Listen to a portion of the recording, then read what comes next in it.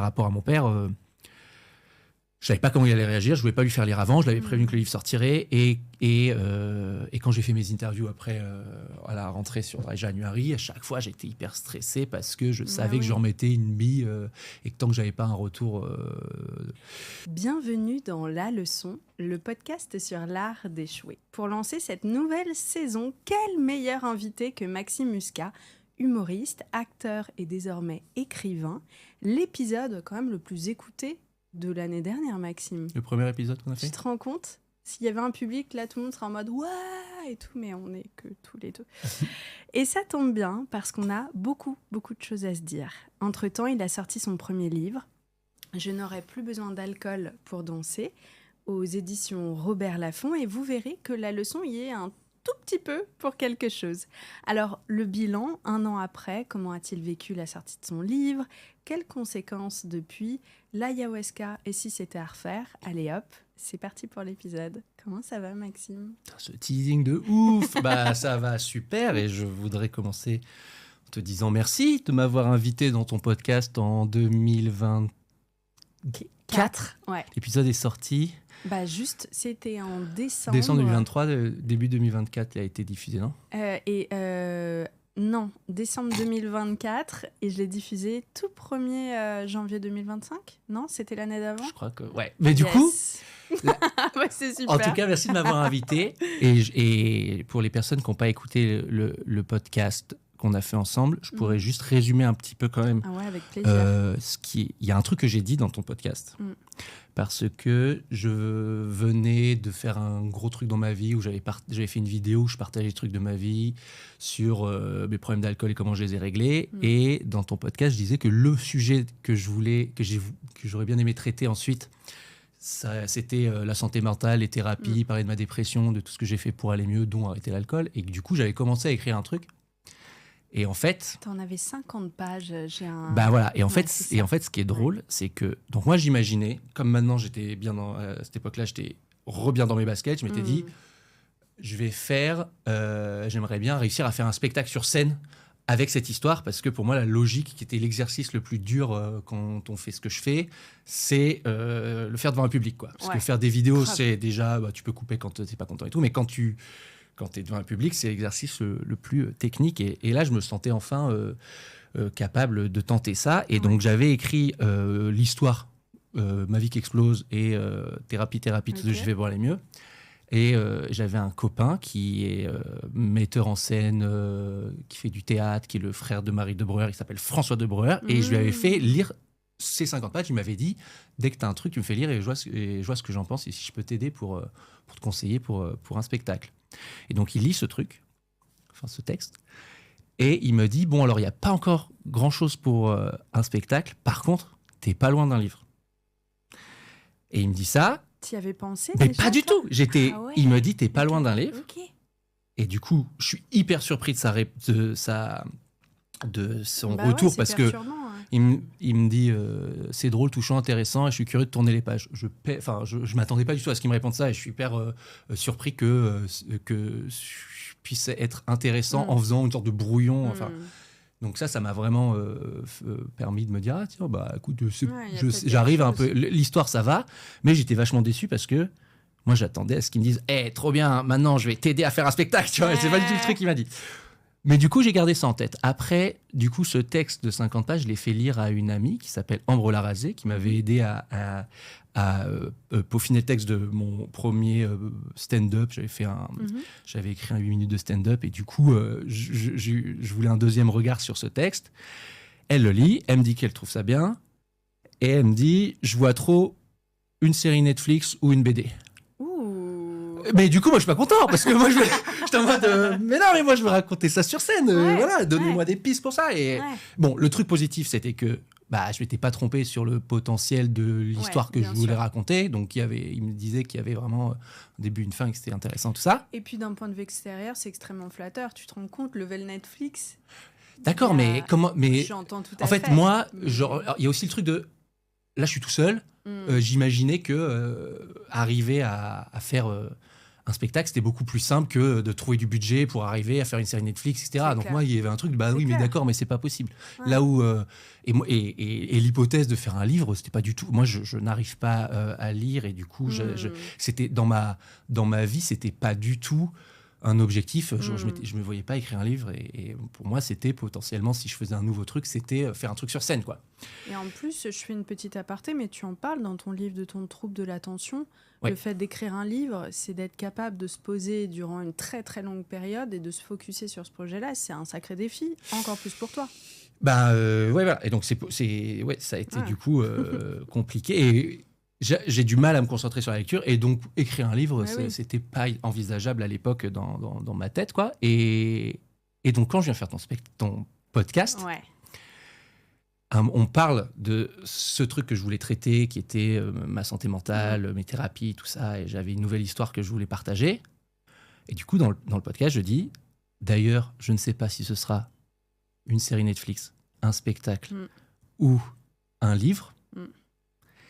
Et le lendemain de la diffusion, je reçois un message de Sophie Rouanet, éditrice chez Robert Laffont, qui me dit « Je te suis depuis un moment, Maxime, je suis sensible à ce que tu partages sur l'alcool et tout ça, et en écoutant la leçon, je me décide enfin à t'écrire. Si tu veux parler d'un livre, ça sera avec plaisir. » Du coup, c'était vraiment... Et je ne savais même pas que ton podcast était diffusé, parce que tu ne me l'avais pas prévenu qu'il sortait le vendredi soir. Et le samedi matin, Non, mais tu vois, non, mais pas du tout. Non, mais c'est juste la surprise a été folle. Tu vois, je reçois ce message, je me dis « Attends. » Ça a été vraiment... Et donc, ce qui s'est passé. Et après, je te laisse me poser des questions parce que là, j'ai l'impression de te raconter l'histoire. Et du coup, et surtout que tu réponds déjà à mes deux premières questions. Donc, tu fais le travail à ma place. Mais du coup, c'est dans la continuité. Et du coup, je finis. Hein, comme François m'avait dit qu'il avait agréablement lu le texte, j'ai envoyé ces 50 pages à Sophie Rouanet en lui disant voilà, j'écris ça, si tu penses que c'est une matière intéressante pour un livre, let's go. Et elle m'a dit t'as fait la moitié du travail, signons si tu veux, il faut que ça sorte en janvier prochain avec un titre un peu sur l'alcool parce que ça sera un moment propice pour pouvoir faire de la promo parce que c'est un sujet de société, il y a Dry January et tout ça, donc il faut un peu l'axer sur le titre au niveau de l'alcool, mais tu peux raconter exactement tout ce que tu avais déjà mis dans ton texte, qui était toutes mes thérapies et tous les trucs que je voulais faire pour aller mieux, et l'arrêt d'alcool faisait partie de ces trucs-là, quoi. Et du coup, ça a été un mix de planètes qui se sont alignées, et du coup, et au final, là où je trouve ça cool, c'est que je pense que au final, c'était le médium parfait pour partager ce que j'avais envie de partager, et en plus, que sur scène, j'aurais peut-être pas réussi à raconter et aller au bout de ce que j'ai pu faire avec le livre, et qu'en plus, ça m'a permis le moment de janvier, j'ai eu pas mal de possibilités d'aller partager des trucs, et ça a bien marché. Et du coup, en fait, c'était pas du tout prévu dans ma vie, et au final, c'était le plus gros projet de ma vie. Et merci Paulette pour l'invite. Avec grand plaisir. Moi, j'ai strictement rien fait à part juste un peu me laisser porter par la vie aussi. Ça m'émeut un peu ce que tu dis, parce que ça renforce la croyance que j'ai en ce moment de travailler dur pour des objectifs et ensuite de lâcher prise et faire confiance à l'univers. Et l'univers, parfois, qui sait même mieux que toi. Parce que tu sais, t'as vraiment mis du travail là-dedans, t'as mis l'énergie à écrire un texte, t'es pas resté sur ton canapé en attendant qu'on vienne te chercher, tu vois, t'as mis cette énergie-là, mais ensuite, t'as accepté que l'issue ne soit pas nécessairement comme ce que t'aurais imaginé, et parfois, c'est même mieux ce qui se passe que ce qu'on s'était, tu sais, imaginé dans notre petit esprit étriqué, en fait. Et moi, ce que je vois là dans cet ouvrage, c'est que c'est la première échelle, le premier barreau de ton échelle, tu vois, et qui te dit qu'il n'y aura pas une série Netflix, etc. C'est juste que ça s'est passé comme ça dans ton histoire, que ça commence par un livre et pas un texte sur scène. Et quand on lit ton ouvrage, il y a des parties qui sont extrêmement intimes. Alors, tout le monde va vanner sur la scène d'ouverture qui est littéralement à poil. Donc, mais c'est étonnamment pas le moment où, pour moi, tu te mets réellement à nu. Et tu sauras très très bien de quoi je veux parler, ton rapport à la famille, etc. Je veux pas... tu iras là-dessus si tu veux, mais c'est pas ma place. Tu peux. le rapport à l'affiliation, les traumatismes qu'on transmet aussi à son enfant et comment est-ce que soit on décide d'arrêter la prophétie à soi. J'essaie de dire comme ça. Je sais pas si, ça doit être un peu vague pour les gens. Des trucs par rapport à mon rapport à l'alcool et par rapport à ma décision d'arrêter définitivement, il y a le fait que mon père a des problèmes d'alcool et que je savais que une des raisons qui m'a fait arrêter l'alcool, c'était que j'avais pas envie, j'avais peur de devenir comme lui, c'était un modèle que je voulais pas devenir et c'est ce que j'explique au début du livre et c'est ce que j'avais un peu caché dans mes premiers témoignages en vidéo et ensuite dans toutes les interviews que j'avais fait ensuite. Mon témoignage n'était pas complet parce que j'essayais d'esquiver un peu ça pour parce que voilà, j'ai essayé de. C'est douloureux, quoi. Et du coup, après, donc le livre est arrivé 3 ans après ma première vidéo. Et dans le livre, j'étais obligé de dire les choses concrètement. Et c'était d'ailleurs un de mes stress, une des inconnues dans des conséquences qu'allait être ce livre. Il y en avait plein que je ne maîtrisais pas. Vraiment, c'était un saut dans les vides. Je ne savais pas du tout ce que ça allait être de raconter mon intimité à autant de gens. Et je pense que je ne sais même pas encore... je suis au début de palper ce que c'est que de raconter autant de choses intimes à des gens qui ne sont pas censés savoir ça. Et du coup, voilà, je sais que le livre, ce n'est pas fini. Mais donc, dans ces trucs par rapport à mon père... je savais pas comment il allait réagir, je voulais pas lui faire lire avant, je l'avais prévenu que le livre sortirait et quand j'ai fait mes interviews après à la rentrée sur Dry January, à chaque fois j'étais hyper stressé parce que je savais que je remettais une bille et que tant que j'avais pas un retour de savoir comment il réagirait par rapport à ça, c'était compliqué. Et maintenant que j'ai un retour, c'est que il me parle plus. Donc tu l'apportes encore en toi cette culpabilité ? Non, j'ai pas une culpabilité. Non, au contraire, moi j'ai essayé d'être le plus bienveillant possible. Ça a été relu par plein de gens pour qu'il y ait pas. Pour que dans ma tête, j'ai fait maximum pour qu'il puisse encaisser le truc et pouvoir me parler ensuite. Parce que moi, ce que je recherchais, c'était qu'il puisse libérer sa parole comme moi j'ai libéré la mienne. Et pas qu'il change, qu'il machin, enfin tu vois. Et moi, tu vois, il y avait un truc de pardon qui était... La 4e de couverture, c'est à l'époque de nos pères, les problèmes d'alcool, c'était tabou. Dans ce livre, je fais sa fête au tabou.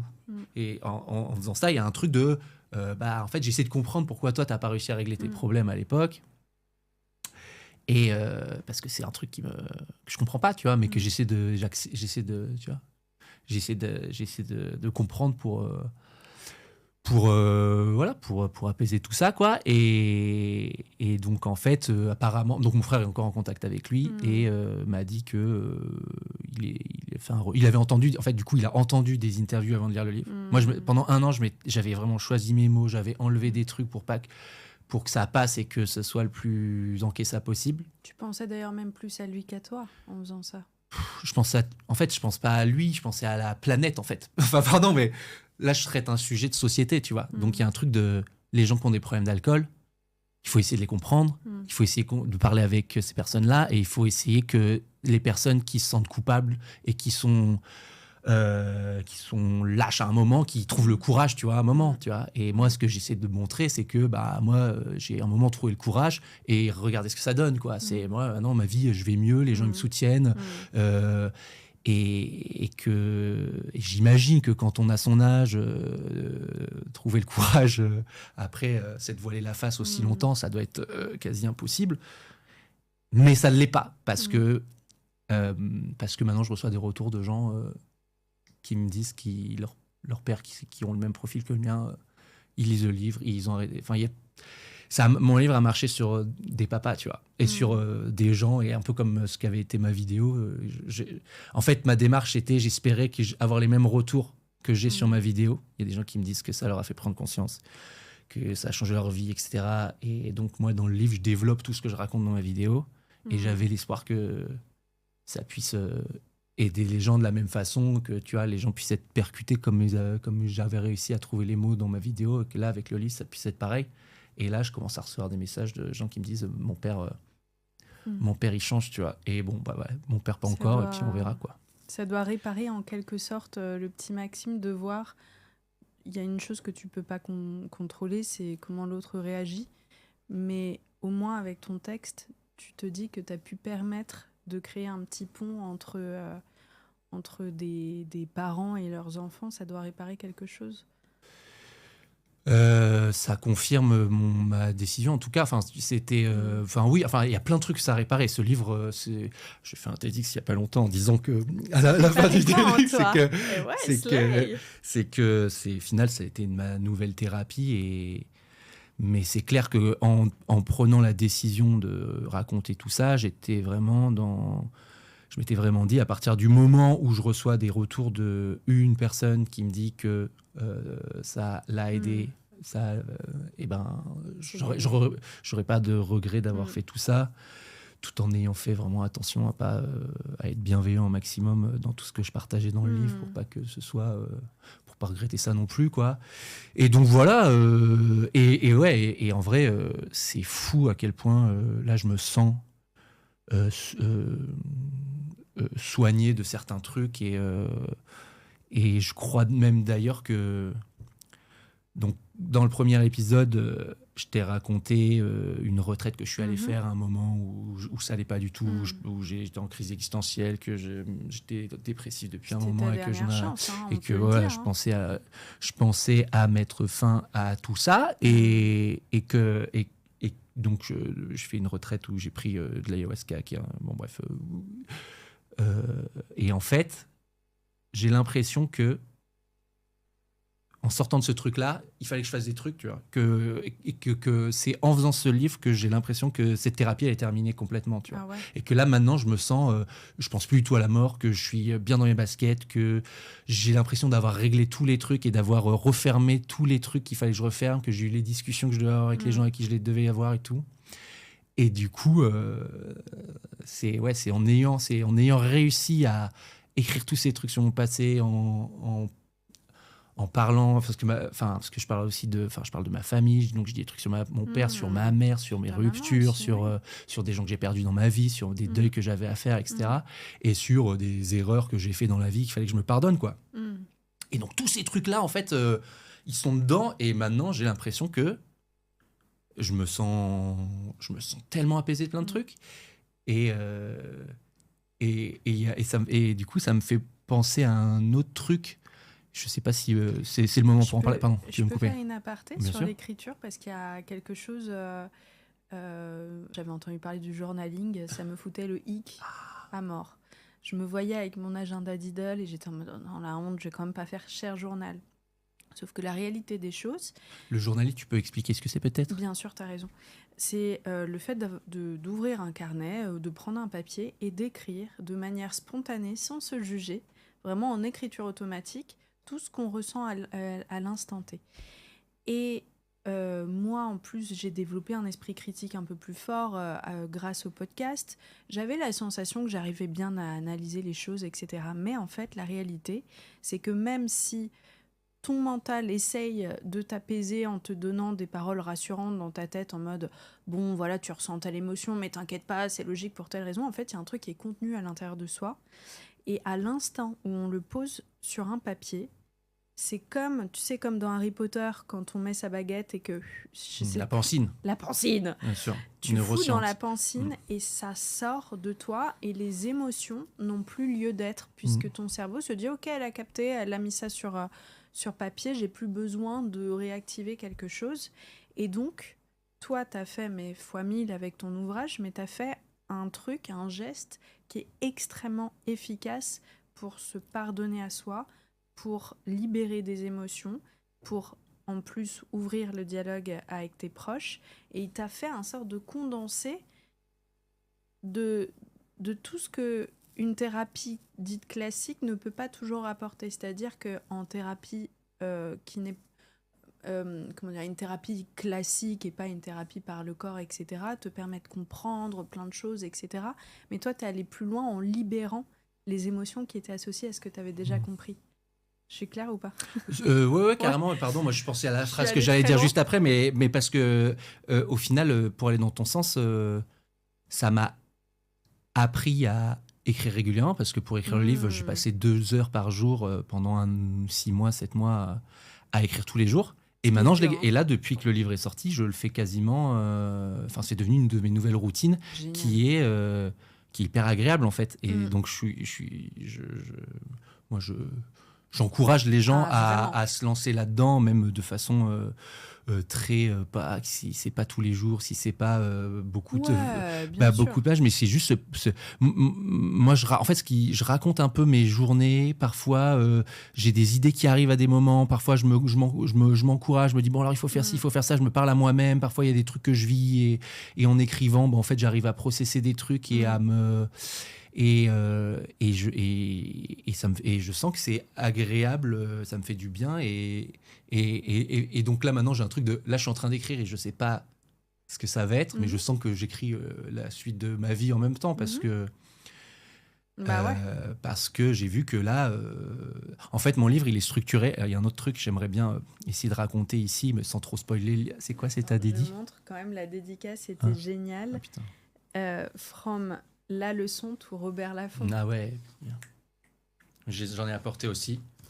Ça, c'est le mien que je me suis offert à moi-même. J'adore. Franchement, respect. Putain, j'aurais trop dû faire ça avec mon livre. J'adore. J'étais fier de moi depuis longtemps. J'avais pas été fier de moi depuis longtemps. Et là, après avoir fait ça... Et ça, c'est celui que j'ai reçu au bout d'un mois de ma maman. Qui me l'a renvoyé avec... plein d'annotations. Oh, mais c'est tellement précieux. Que je savais... c'est pour ça que je te dis que j'ai fait une nouvelle thérapie, là, parce que j'ai parlé à ma mère comme j'arrivais pas à lui parler en vrai. Et maintenant, elle me parle comme elle a jamais réussi à parler. Vous êtes raconté par texte interposé. Et du coup, j'apprends des trucs sur mon passé, sur mon enfance, sur elle. Elle découvre des trucs sur moi. Le petit cœur et toutes les couleurs. C'est assez fou, quoi. Là, elle découvre les moments où j'avais envie de dire ciao, donc ça a été dur, mais parce que en fait, ma mère, elle a mis 10 jours avant de m'écrire. Parce que je voulais que personne lise avant, c'était pas possible pour moi et tout, et elle a mis 10 jours avant de m'envoyer un message. Donc j'étais un peu en mode, je savais qu'elle l'avait lu jour 1, quoi. Et 1 mois après, elle m'envoie ça, et du coup, son process, enfin bref. Ça c'est une preuve d'amour, c'est dire je t'aime sans utiliser. Pour moi, c'est vraiment une manière de dire je t'aime qui est magnifique. C'est plus que ça, même. Non, mais attends, il y a quoi de plus fort qu'un je t'aime ? Mais ça m'a vraiment. Magnifique. Ça a vraiment changé ma vie, tu vois. Ça a vraiment fait avancer plein de choses personnellement et voilà. Et alors, attends, on parlait de journalisme. Moi, j'ai plein de questions. Ah oui, pardon, excuse-moi, là. Désolé, moi, c'était une petite intro, là. C'était une petite intro. J'espère que vous êtes bien installés, que vous avez fait votre pause pipi si vous écoutez, parce qu'il va y en avoir des questions. Moi, j'aimerais que tu m'emmènes dans les coulisses de la création de ton ouvrage. Tu dis que tu écris 2 heures par jour. J'imagine que tu as des doutes, des peurs autour de la sortie. Tu en as parlé autour de ton papa et elles sont légitimes. Est-ce que toi, tu avais peur qu'on te regarde de manière différente après la sortie de ton livre ? Est-ce que tu avais ce truc-là du regard extérieur ?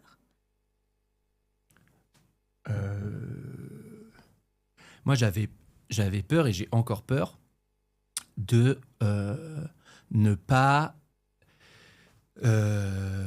bien gérer le fait qu'il y ait qu'il y ait des gens qui me connaissent vraiment. Parce que donc moi, il y a 10 ans, à un moment, j'ai fait de la télé et j'ai eu énormément de notoriété d'un coup et j'ai pas du tout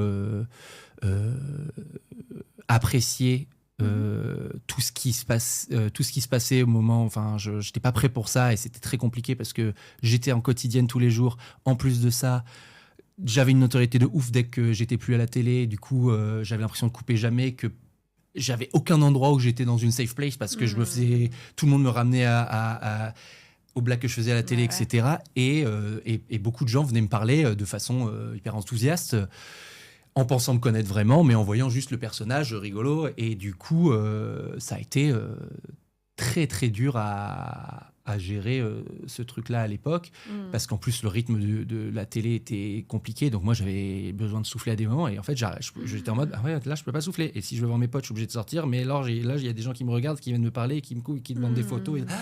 Donc, avec ta sensibilité, en plus.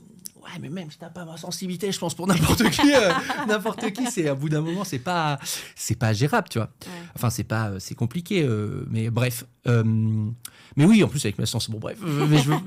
Et donc là, le move que j'ai fait, c'est que je me remets dans la lumière, en plus en prenant un sujet de société. Donc je fais des interviews dans les grands médias, France Inter, à Brut, Hugo Décrypte, où je reprends une grosse visibilité mainstream, quoi. Ouais. Et donc, ma notoriété, il va falloir que je l'encaisse encore. Et surtout, là, les gens qui vont lire mon livre, ils vont me connaître vraiment. Parce que je partage tous les trucs les plus intimes de ma vie, les plus trucs vulnérables, les trucs de ma famille, mes ruptures, mes moments où j'ai envie de mourir et tout. Et donc, ce truc-là, je sais pas si je vais le regretter un jour. J'arrive pas encore à te le dire, mais j'ai quand même la sensation que... Enfin, c'est quand même réfléchi. Hein. Je me suis dit, à l'époque, les gens qui me reconnaissaient, ils pensaient me connaître et ils étaient pas du tout sensibles à la limite qu'ils devraient parce qu'ils pensaient qu'on était potes, parce que quand ils me voyaient en faisant des blagues, ils disaient, là maintenant j'espère que, enfin c'est ce que je ressens, c'est ce que je commence à ressentir dans la majorité des cas, les gens qui viennent avec qui je communique et qui ont lu mon livre, ils me parlent et je sens qu'ils savent qui je suis, quoi. Vous comprenez? Bah non, eux ils me comprennent. Mais moi, je les connais pas. Je pense qu'il y a un regard, coup, on connecte beaucoup plus, tu crois pas? Bah si, mais moi, le truc, c'est que moi, je les connais pas. Donc, ça reste quand même en sens unique, tu vois.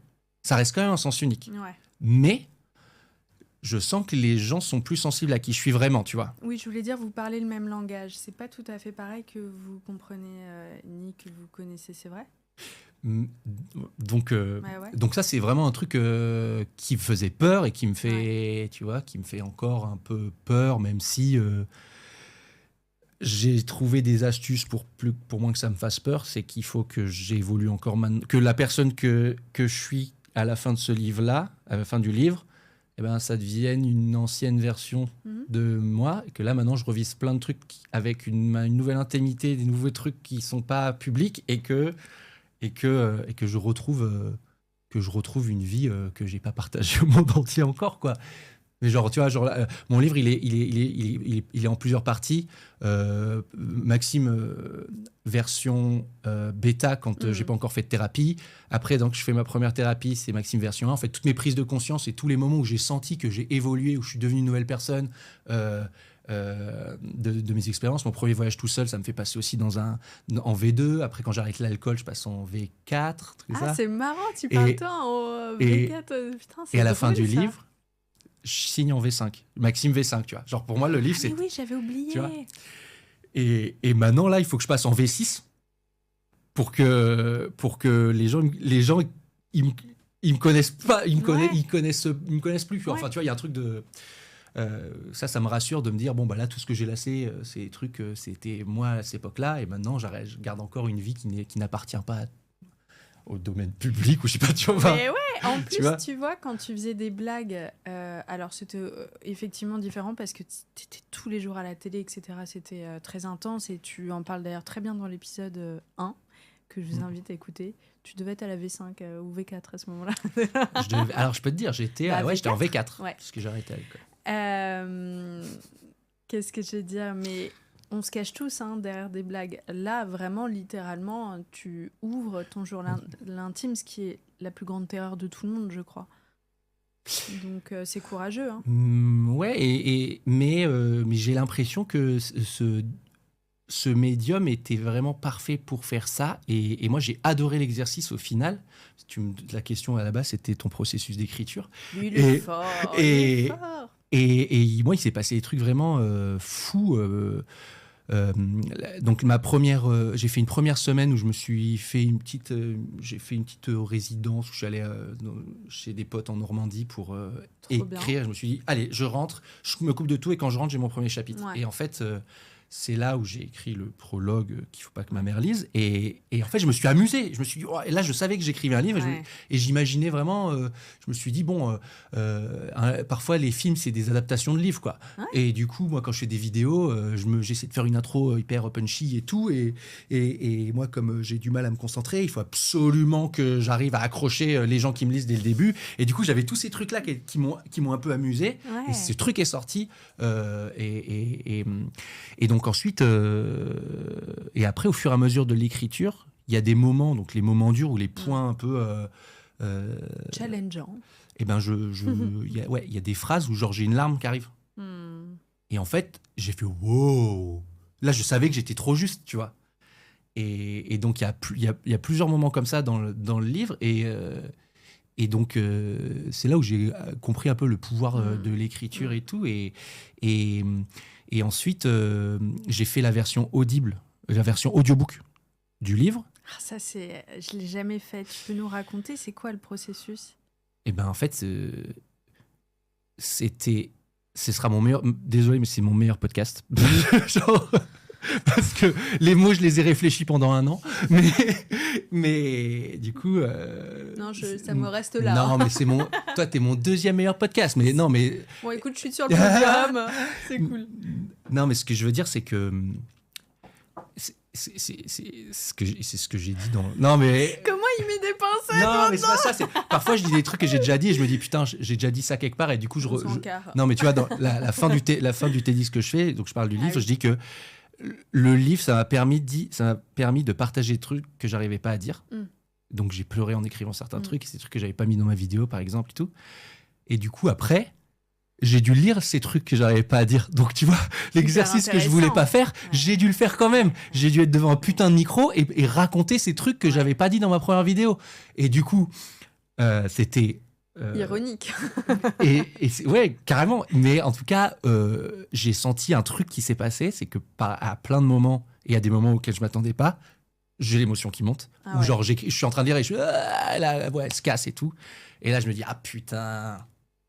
je suis juste, tu vois, donc j'étais content quand même de me dire... C'est bien, ça veut dire que t'es pile poil là où tu dois être, quoi. Et donc voilà, donc ça a été aussi l'étape du processus de la thérapie que j'ai fait avec ce livre, quoi. C'est que là, je les ai dit. Après, il y a eu tous les trucs que j'ai fait en interview où j'ai dû aller parler à des journalistes qui allaient garder des trucs qu'ils voulaient. Et moi, je pouvais pas maîtriser les trucs que je voulais garder pour moi ou quoi. Et du coup, pareil, ça a été compliqué. Mais au final...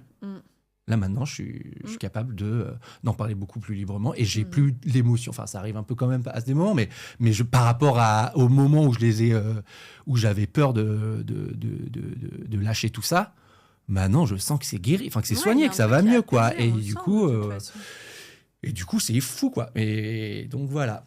C'est marrant, tu vois, ça me refait penser. Enfin non, c'est pas du tout marrant. Je vais te raconter un truc horrible en plus. Moi, mon père est décédé quand j'avais 25 ans. Et j'adorais mon père, mais c'était quelqu'un de très compliqué qui m'a apporté, merci papa du cadeau, la grande majorité de mes traumas dans la vie. Et je pensais lui avoir pardonné parce que je l'ai accompagné vers la mort durant 3-4 mois à l'hôpital, que j'ai eu le sentiment qu'en quelque sorte la boucle était bouclée, tu vois. Et puis on m'a dit l'année dernière, tu sais, je crois qu'il y a quelque chose en toi qui est encore bloqué de l'ordre de la colère. Et j'étais là, non, je pense pas. Enfin, mon mental me disait vraiment, sincèrement, tout va bien, t'as totalement digéré. Et on m'a donné un super conseil, c'est de lui écrire une lettre. Lettre qu'il ne recevra jamais. En tout cas, j'ai pas l'adresse postale du paradis. Mais j'écris tous les trucs que je lui reprochais encore. Et parfois, on n'ose pas le dire aussi tout haut parce que on n'a pas envie d'être méchant, on a envie de passer à autre chose. Tiens, il y a une culpabilité en soi d'être encore en colère. Et j'ai tout noté. Ça m'a fait chialer. Puis ensuite, j'ai déchiré cette lettre. Et il y a un truc depuis qui est plus pareil à l'intérieur de moi, quoi. Ben, bravo. Et je suis trop content que ça aille mieux pour ça. Et je crois que c'est un vrai truc pour le deuil de faire cet exercice-là, d'écrire une lettre. Et il y a un pouvoir...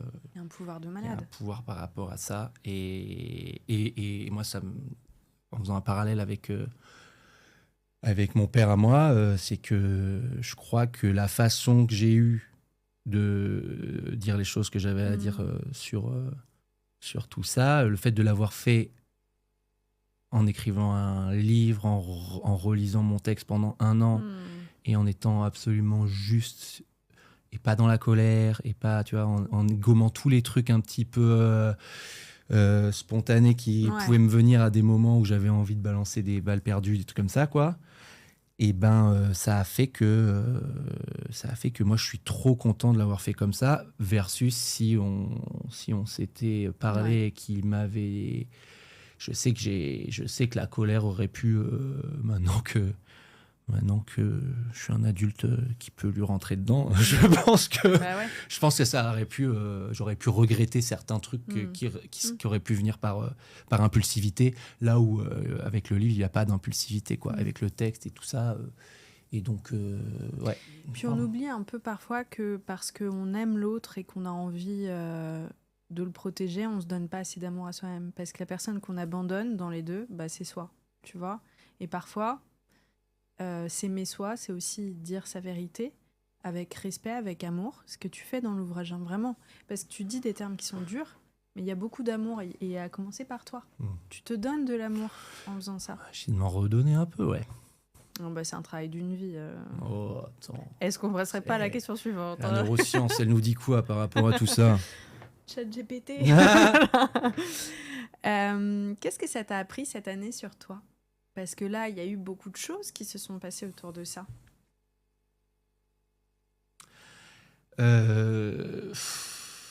En fait, par rapport à la dépression, il y a eu une époque où j'avais fait le deuil de certaines facettes de ma personnalité. En tout cas, en fait, j'avais accepté que je pourrais plus être ce que j'ai été à une période, avec la confiance que j'ai eue à une période, et que je pourrais plus refaire certains projets que j'ai pu faire à une période où je me sentais, où j'avais pas encore pensé à la mort, et que j'avais pas encore pris les coups que j'ai pris, et en fait j'avais accepté ça en rentrant de ma retraite. J'avais accepté que là, le Maxime d'avant, il n'existera plus, mais c'est ok que je puisse continuer la vie en étant quelqu'un d'autre, mais tout aussi ok pour être sur Terre, quoi. Et en fait, là, ce qui se passe, et ce qui est pour moi surréaliste, et qui, j'espère, peut être un encouragement pour des personnes qui traversent des trucs où ils pensent qu'il n'y a pas d'issue très positive à leur situation, c'est que là, j'ai l'impression que j'ai retrouvé une confiance en moi, mais qui est beaucoup plus forte et profonde. Et donc, j'ai sorti la tête de l'eau, et maintenant je me sens, j'ai l'impression de savoir nager beaucoup mieux, tu vois. C'est la résilience à l'état pur, quoi.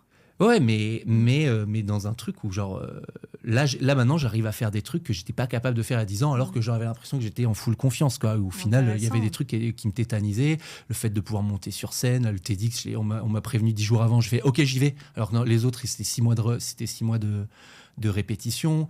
J'ai été invité à une émission. Ah ouais, ça aussi par rapport à l'échec, c'est trop cool. Il y a un truc que j'ai fait il y a quelques années, professionnellement, qui a été j'en parle dans le livre, qui est un... Pardon, excuse-moi si je te coupe, mais tu couperas si tu veux. Mais... Ah non, j'adore, justement, je regarde si on a encore du temps. On a encore grave du temps, j'ai fait il y a quelques années, j'ai participé au lancement d'une chaîne sur Twitch qui s'appelait Le Live. Putain, et qui a été c'est trop drôle. Qui a été un désastre industriel. Et Non, donne tous les détails, parce que c'est vraiment très drôle. T'as vachement d'humour dessus, le truc est trop marrant, tout le monde t'a suivi, enfin trop marrant. Ouais, mais à l'époque, pas marrant. C'est-à-dire que... Aujourd'hui, hein. Oui, voilà, mais c'est ça. Mais comment j'ai transformé cet échec, que je m'en suis... Ah oui, ça aussi que je veux dire aussi. Attends, je vais couper, mais transformer les échecs, il faudra que tu me relances là-dessus, parce que c'est important. En gros, il y a une chaîne qui se lance avec plein de créateurs, créatrices de contenu. C'est une chaîne Twitch qui a pour volonté de rivaliser avec la télé, avec tout plein de personnalités. Belle promesse. Et désastre industriel, la chaîne est un fiasco. Et moi, j'avais une émission dedans où je m'étais incrusté un petit peu last minute pour essayer de revenir avec tout le monde dans le game. Mais bon... avec un concept qui était pas le concept n'était pas de moi, mais je me suis dit, et du coup je suis allé voir la prod et je leur ai dit mais moi j'ai toujours rêvé d'être animateur, bien sûr, enfin je voulais vraiment participer au truc. Je m'étais dit il faut que je sois dans ce projet là parce que j'ai besoin d'un nouveau truc pour avancer quoi. Et en fait ça a été un fiasco. Et moi il y a une vidéo qui tourne sur YouTube maintenant. Et la communauté Twitch c'est devenu un peu culte parce que on me voit en direct pendant 1 heure en train de ramer et à galérer. Il n'y a rien qui marche. Je lance des magnétos, ça ne marche pas. Je n'avais pas d'auteur, donc les questions que je pose, c'est une catastrophe. Et on me voit perdu. Et donc, il y a un react que je n'ai pas encore vu. Mais il y a des gens, des animateurs, animatrices de Twitch qui ont regardé ce truc-là. Et c'est devenu un objet culte d'Internet pour ces personnes-là. Et donc, moi, maintenant, pour certaines personnes, je suis juste ce gars-là. Pour des gens qui m'ont pas connu sur d'autres projets, qui m'ont pas connu à la télé ou sur ma chaîne YouTube ou ça. Non, c'est pas marrant. Moi, je trouve ça hyper drôle. moi, je suis pas concernée, Maxime. Mais moi, j'avais des haters qui me disaient déboîtez Max. Déboîtez. Et donc, en fait, ils se foutaient de ma gueule. Je change ton nom dans mon répertoire direct. Et bah oui, tu peux maintenant parce que j'ai retourné le truc. Des boîtes et Max. Des boîtes, parce qu'il y avait des boîtes derrière moi, je faisais gagner des cadeaux. Et du coup, parfois, j'avais des commentaires c'est un truc qui a duré, genre, je sais pas, 2 semaines dans ma vie. Et maintenant, 10 ans après, je reçois encore des commentaires de gens qui suivent Twitch. Et du coup, je suis ce gars de déboîter Max, quoi. Ils me font des blagounettes autour de ça. Et plus ou moins drôle, j'imagine. Bah non, mais moi, tu vois, je comprends pas. Je suis en mode... Parce que ce React, je maîtrise pas. J'étais pas dedans et tout. Et du coup, bon, bref. Mais ce qui est rigolo, et c'est là où je trouve que c'est quand même trop cool... de pouvoir ce qui s'est passé. J'ai été contacté par l'équipe de Zerator qui a une émission qui s'appelle Boat sur sa chaîne YouTube et qui est en partenariat avec Slash. C'est une sorte de quiz avec la communauté streaming Twitch et du coup c'est des questions de culture générale et donc c'est une grosse émission de 3 heures et t'as des happenings à l'intérieur. Ils m'ont proposé de refaire Déboîter Max parce que l'un des invités était dans le React qui était devenu culte, quoi. Et du coup, pour lui, pour lui, il a eu les meilleurs fous rires de sa vie en me regardant en galérant, quoi. Donc c'était trop... Il y avait un coup à faire pour lui faire une blague et lui refaire une émission 10 ans après. Et du coup, j'y suis allé. J'ai refait Déboîter Max pendant 45 minutes. Et du coup, Zerator, il m'a filé les clés de son émission. Et pendant 45 minutes, j'étais en direct, en refaisant le truc pour lesquels je me prends des vagues de gens qui se foutent de ma gueule et tout. Et quand j'y suis allé, là où je veux revenir à la confiance en moi et tout ça, il n'y a eu aucun moment où j'ai douté qu'il fallait que je fasse ça. Faire cet exercice, c'est pas du tout un exercice dans laquelle j'ai de l'expérience actuellement et tout, mais j'y suis allé en roue libre. Et j'avais pas peur du ridicule ou de dire une phrase qu'il fallait pas, et sachant qu'en plus j'étais avec que des gens du game qui sont hyper... en plus, c'était en collab avec donc il y avait du chat derrière où je savais que si je faisais de la merde j'aurais Zerator c'est celui qui organise le The Event et tout ça et c'est en collab et bon bref et du coup je trouve ça déjà donc le truc a eu tout le monde était content, vraiment dans le chat apparemment était content. Oui, mais c'est ça. Et du coup j'ai transformé le truc. Et il y a plein de gens maintenant qui m'ont remercié en disant mec c'est trop cool que tu aies réussi à faire ça et tout. Et du coup maintenant il y a plus personne qui peut se foutre de ma gueule sur ce truc là parce que je suis je suis le gars de Déboîter Max en fait. Ok, donc quand vous voulez en fait c'est moi. Et ça je trouve ça chouette dans le côté par rapport au podcast, la leçon, transformer les trucs.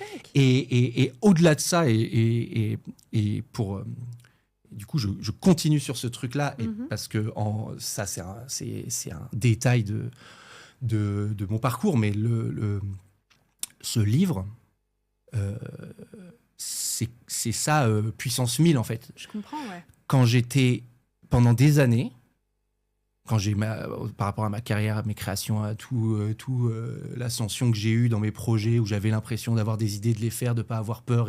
Et en plus, quand j'ai commencé à faire des vidéos, c'était la première vague de YouTube. Donc, j'ai profité j'ai profité d'un mouvement qui était unique. Et j'ai eu l'impression d'avoir une ascension de ouf qui m'a amené à avoir une chronique à Canal+, au Petit Journal. Et c'était le Graal maximum. Et du jour au lendemain, paf, j'explose et dans ma tête il y avait un truc de ok, moi je suis parti sur un truc qui est incroyable et pendant des années j'avais l'impression que quand j'arrivais plus à avoir le mojo à créer et que même en le faisant, même quand je faisais des projets, je galérais et j'avais plus ma simplicité que j'avais à l'époque, et ben j'avais l'impression de passer à côté de ma vie et de voir tous les autres avancer dans la vie et moi j'y arrivais pas quoi, et j'avais l'impression de perdre des années. Après, il y a eu le Covid. Donc, quand je commençais à me dire, ok, c'est bon, je suis reparti. Eh ben non, reste chez toi, connard. Donc, ça a été horrible. Et là, c'est là où j'ai vraiment senti qu'il fallait que j'arrête l'alcool définitivement parce que pendant le Covid, c'est trop pratique de boire pour faire passer le temps. Mais moi, ça m'a pas fait que du bien. Et du coup, là, maintenant, ces années de merde qui étaient les pires années de ma vie, les trucs où j'ai eu envie de mourir, et ben c'est pas des années perdues parce que j'ai réussi quand même, avec toute la merde que j'ai traversée, d'en sortir quelque chose de créatif, de positif et qui même est plus qui va au-delà de tous les autres projets que j'ai fait, parce que maintenant j'ai des gens, et il y a des gens, ça leur change la vie, tu vois, genre c'est vertigineux, hein, mais genre là où je veux en venir, c'est que toutes ces années, quand on croit qu'il se passe rien et que ça sert à rien, qu'on perd des années de sa vie, au final il y aura des trucs plus tard qui en ressortiront. Et moi, clairement, mon livre et mon parcours, c'est un exemple parfait de ça, quoi. C'est genre. Il est tellement important ton message, et je crois qu'on devrait se le matraquer un peu chaque jour. Et ça, c'est un truc qu'on peut pas voir quand on est dans le dur et qui est même douloureux à entendre, parce que tu sais, on te dit ça et t'es en colère contre la vie, en fait, quand t'es en plein dedans. Et c'est un discours que t'as pas du tout envie d'entendre, mais avec le recul, c'est hyper juste que tu dis, ça t'a apporté une profondeur, une confiance en toi aussi beaucoup plus profonde, parce que tu réalises maintenant que clairement tu peux à peu près tout traverser et que t'as plus peur, à mon avis, d'étapes dures, parce que tu sais, quoi qu'il arrive, que t'as une résilience, une persévérance, une force qui te feront les surmonter, tu vois. Et maintenant, je suis d'accord avec toi, et maintenant, je sais que je vais revivre des trucs durs dans ma vie, mais... Ça fait partie de l'expérience humaine. Ouais, mais sauf que là, maintenant, je sais que je les traverserai plus facilement parce qu'il n'y a plus l'alcool. Parce qu'il y a aussi ce truc-là, c'est-à-dire que moi, je me servais de l'alcool pour oublier les soucis, pour essayer de faire bonne figure dans les soirées, pour essayer de retrouver des moments de joie, etc. Mais ça a été je pense que ça a fait que ma période a duré beaucoup plus longtemps et tout. Et là, maintenant, les moments durs, j'en ai encore, mais je sens que je les traverse beaucoup plus facilement, parce que mon moral, il fait beaucoup moins l'ascenseur émotionnel, ce qui était le cas quand il y avait l'alcool au milieu. Donc, il y a déjà ça. Et après, je suis d'accord que quand on te dit ça, quand tu vis quelque chose de dur et tout, t'aimes pas entendre ça, mais je suis pas tout à fait d'accord. En fait, pour moi, ça dépend de la personne qui te le dit, quoi. Bah ouais, mais c'est parce que je suis avec mon livre. Moi, quand je parle d'addiction avec des gens qui sont là-dedans, ils m'écoutent et ils savent, enfin, tu vois, genre, ça dépend qui te dit ces trucs-là. Et moi, on m'a pas, moi, je manquais moi, la libération de la parole que j'ai sur les moments durs de ma vie, sur les moments où j'arrivais pas à gérer ma consommation d'alcool, j'ai l'impression que comme j'ai traversé ces trucs-là et que je sais de quoi je parle, quand j'en parle, bah, ça marque plus les gens, ils me font plus confiance, et ça les aide plus à traverser, enfin à avoir le courage d'essayer de pas lâcher l'affaire, quoi. Tu vois, parce que c'est long, parce que ce soit pour traverser une dépression ou pour apprendre à vivre, à changer de mode de vie, apprendre à vivre et être heureux sans alcool, c'est putain de long, hein, parce que c'est... Mais que... C'est pas juste ça, il y a tout ce que ça raconte autour. Ouais. C'est intéressant, tu vois, parce que notre épisode, on parle pas tant que ça de l'alcool, on parle surtout de de comment on travaille soi, à se sentir mieux dans sa peau, on parle de santé mentale de manière beaucoup plus large, et c'est vraiment les sujets aujourd'hui, toi, qui te touchent et sur lesquels j'ai la sensation que tu vas continuer d'aller. Que ce soit un spectacle, une BD, une série Netflix. Je suis content que tu dis ça parce que moi, l'alcool, j'avais plus envie d'en parler quand on m'a proposé de faire le livre. Ah ouais. Bah ouais, pour moi, l'alcool, et d'ailleurs, dans le livre, je le marque. En fait, je commence au début, je dis, j'ai fait une vidéo sur le fait que j'ai arrêté l'alcool et j'ai eu des problèmes et voilà, je les ai réglés. Et maintenant, ça aide des gens. Chapitre 2, maintenant, ma dépression, mon burn-out, ma rupture difficile. Et je précise que je l'ai lu, mais je l'ai lu juste avant qu'il sorte, il y a donc 1 an. Oui. Et donc j'oublie des petits passages. Bon, sinon, il y a la version audiobook, si tu veux te le refaire dans un train. Il y a même... Page combien ? Je t'ai name drop. Tu m'avais name drop. Vers la fin. Nanana. Épilogue. Je sais. Non, avant l'épilogue. Non, parce qu'il y a un joli poème. Ah, voilà. Là, c'est page 176. Témoigner me fait avancer pendant le fait. Tu veux le lire ? Ou je lis ? Bah non, avec ta voix. Mais alors, tu me sors la voix de livre audio. Ok, je te fais un teaser. Témoigner me fait avancer. Pendant le festival de Ciné des Arcs, je raconte mes échecs à Pauline Grisoni dans son podcast La Leçon. 12 heures après la diffusion, mon éditrice me contacte pour que j'écrive un livre sur mon addiction. Hop là, nouvelle corde à mon arc des créations. Bravo. Cette voix c'était trop bien de faire l'audiobook et normalement t'as pas vas-y, retourne le couteau dans la plaie. non mais je c'est peut-être pour le livre 2 je le ferai, je sais pas, parce que grâce à toi alors là pour l'instant j'ai un blocage, je sais que c'est pas le moment, mais par contre je veux vraiment aller avec ton éditrice et j'ai mathématiques. Ta mathématique. Alors tu as ta... Ah ok, j'ai. Okay. Parce qu'en plus, c'était pas ma rubrique préférée. Thématique. En fait, là, je sais pas si on a bien compris que tu parlais de ton livre que tu vas peut-être faire. Donc... Ton éditrice, ensuite grâce à toi. Non, grâce à toi. Elle t'écoutait avant. Elle t'écoutait. Oui, mais c'est toi qui m'as dit, tu sais que... Oui, et moi, j'étais en mode, c'est toi qu'avant. Jamais j'écrirai un 2e livre, vous regardez de mon vivant, je ne ferai plus jamais ça. Bon, bah évidemment, un peu comme tout, c'est un peu comme les accouchements. Tu oublies au bout d'un moment que la péridurale n'a pas fait effet. Ça me plairait beaucoup, mais je crois que j'ai un petit peu la trouille du syndrome de l'imposteur et donc je repousse encore un peu.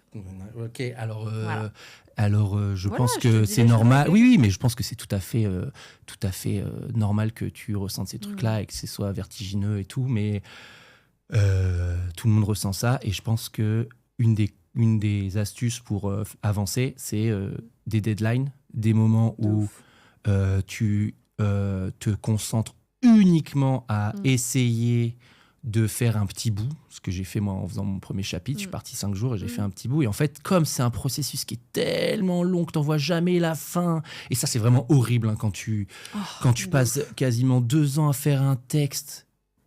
C'est long en plus. Puis tu le vomis à la fin. Non, je le vomis. Enfin, toi, parce que moi, j'ai écrit un livre qui s'appelle Fiasco aux éditions Hugo Doc. Oui. Moi, j'ai adoré ma maison d'édition, j'ai adoré mon éditrice. Le processus était fantastique. On m'a dit, tu verras, ce sera un accouchement difficile. Et j'étais en mode, franchement, non. Ah si, il y a un moment, on vomit son texte par le nez. Genre, moi, je n'en pouvais plus. Ah ouais. À force de relire, chaque mot n'a même plus de sens. T'es là. Moi, j'ai trouvé ça dur. Oui, c'est dur, mais moi, j'aimais bien quand même le côté relire et modifier des petits trucs, relire et modifier des petits trucs, et après se rendre compte que tu n'as plus rien besoin de modifier. Je trouve ça quand même hyper agréable et magique, mais parce que vraiment, tu as des fois où tu relis et tu dis je crois que c'est bon, là, c'est fini, je peux pas améliorer. Et en fait, le lendemain, putain, ce mot-là, il est encore mieux et tout. Et tant qu'il y a ce petit truc-là, je trouve ça trop cool. Par contre, il y a un truc qui m'a fait halluciner, c'est la fois où j'ai dû le relire pour la première fois complet. Parce que moi, je l'écrivais en bloc, je faisais des 30 pages. Et après, je suis parti avec Céline, qui est éditrice et qui m'a accompagné pour la fin, pour peaufiner ensemble. Super moment, en plus, c'était hyper intéressant. Ouais, on est parti 3 jours chez elle et c'était vraiment trop cool. Et son regard m'a vraiment rassuré sur plein de trucs. Et on a peaufiné plein de trucs ensemble. Des chapitres, on les a un petit peu réagencés et tout. Mais quand j'ai fini pour la première fois de lire mon texte complet, Ça m'a pas pris si longtemps que ça. Et je suis en mode putain de merde, ça fait 2 ans que j'essaie de noter. Et là, j'ai chié ma lecture en 2 heures. Je suis en mode bon, voilà, fini. Là, tu dis putain. Mais bref, c'est ça dès que tu fais des longs projets. Les films, j'imagine même pas ce que ça doit être quand tu regardes ton film d'1h30 pour la première fois et que tu dis ah bah ça y est, c'est fini. Ça fait 10 ans que j'ai ça en tête. Ça doit être trop bizarre, quoi. Et les gens, ils sortent de la séance, ils disent ça va, c'est pas mais pas ouf. T'es là, c'est toute ma vie. Mais tu sais, le nombre de chanteurs qui arrivent en tournée en ne pouvant plus piffrer leurs chansons. Parce que oui, c'est autre chose. Le moment, l'état d'esprit dans lequel ils étaient quand ils l'ont écrit, puis le moment studio, puis tout ce que... Parfois, il y a un temps fou, et puis tu changes en tant qu'être humain, t'évolues, t'aimes plus forcément, mais tu n'en peux plus de ta musique, tu vois. Et les gars, ils sont sur scène et ils chantent une chanson pour une personne qui n'est même plus leur mec, mais leur ex. T'as des artistes qui jouent plus leur tube à cause de ça, quoi. Que c'est devenu trop populaire et que ça les rend fous et que c'est devenu... Et pareil, des spectacles, les gens qui font de la scène, t'as des moments où ils sont plus la personne qu'ils étaient quand ils ont écrit tout ça. Et ouais, c'est particulier.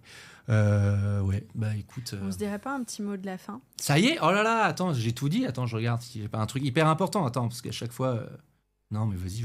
Non, j'ai tout dit, je crois. Je trouve que c'est hyper intéressant. Moi, j'avais noté d'autres choses, mais en fait, j'aime beaucoup... Super. Non, mais je te fais confiance. Là où l'épisode nous a amenés. Trop bien. J'ai une phrase de fin. Vas-y. Quelle phrase résume... Pardon, je vais la refaire. Quelle phrase résumerait ton état d'esprit aujourd'hui?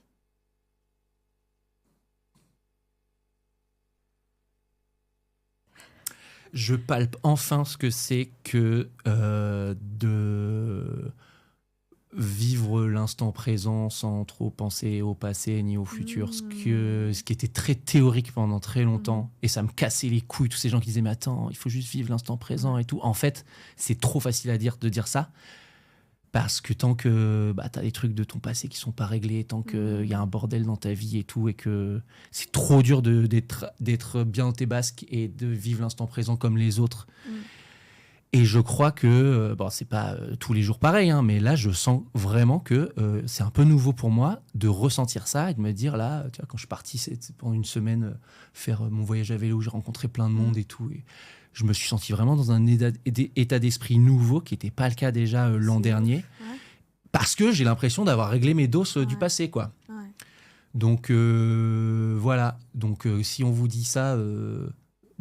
et que vous n'y arrivez pas, ne vous en voulez pas trop, parce que c'est pas si facile en fait, et que c'est plus facile pour certaines personnes que d'autres, suivant ce que vous avez traversé et tout, quoi. Et ta chimie interne, ta famille, la neuroscience. Non, mais c'est vrai, genre tu sais, parfois tout va bien vu de l'extérieur, sauf que ta chimie interne elle est détraquée, t'as besoin d'aide, c'est une réalité. Ça... Effectivement, pour certaines personnes, pour qui c'est plus compliqué que pour d'autres, donc chimiquement, mais aussi les traumas de famille avant même que tu arrives sur cette terre, tes traumas familiaux, on n'est pas du tout égaux là-dessus sur cette question du bonheur. Et je me rappelle d'une discussion qu'on avait eue aux Arcs, la soirée Igloo, le truc, il était parti dans le deep.